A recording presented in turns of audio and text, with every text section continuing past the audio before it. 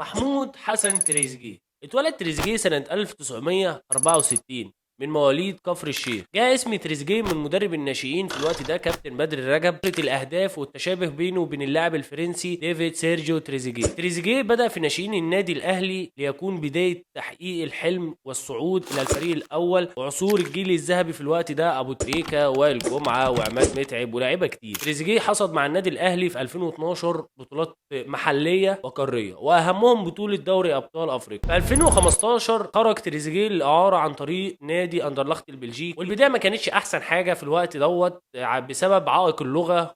وصفوا مدرب الفريق في الوقت ده باسم كهاسي، وصفوا بالقوة والسرعة، وبالفعل نادي أندرلخت حقق بند الشراء بمقابل مادي 2.2 مليون يورو. ثم انتقل تريزيجيه الى نادي موسكو البلجيكي اللي لعب عدد مباريات معاهم كبير، لعب 28 مباراه، سجل 8 اهداف وصنع 5 اهداف، وساعد الفريق على عدم الهبوط.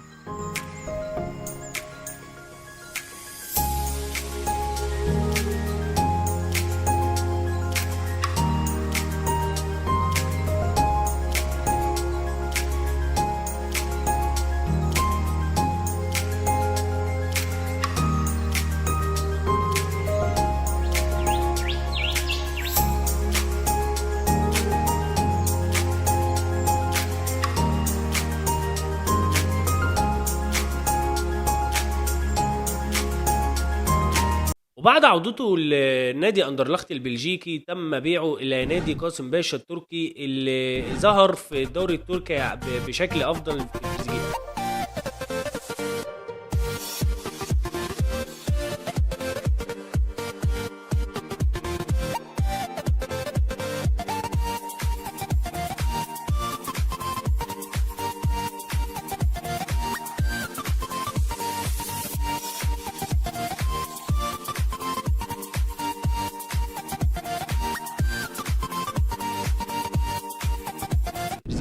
ثم جاله نادي استون فيلا في الدوري الانجليزي اللي كانت المرحله الاكبر في تاريخ تريزيجيه، اللي لعب معاهم عدد مباريات مش كبير، بس سجل 7 اهداف وصنع 3 اهداف اشهرهم في ليفربول وارسنال، وساعد الفريق على عدم الهبوط للقسم الثاني.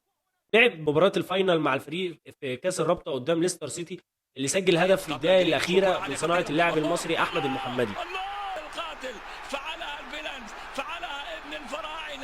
وفي عام 2021 تم تعارضه الى نادي باشك شهير التركي اللي سجل معاهم 6 اهداف وصنع 4 اهداف. وفي عام 2022 انتقل تريزيجيه الى نادي طرابزونسبور التركي بمقابل مادي 4 مليون يورو، اللي لعب مع الفريق 72 مباراه، سجل 25 هدف وصنع 16 هدف وحقق كاس تركيا مع الفريق. في النهايه في 2024 انتقل تريزيجيه الى نادي الريان التركي بمقابل 4 مليون يورو على سبيل الاعاره. نيجي بقى لتريزيجيه مع المنتخب الوطني. تريزيجيه واحد من اهم اللعيبه اللي موجوده في الجيل الحالي بعد محمد صلاح في المنتخب الوطني، وهو كان سبب رئيسي في صعود مصر كاس العالم بسبب ضربه الجزاء قدام الكونغو اللي سجلها محمد صلاح في الدقيقه الاخيره.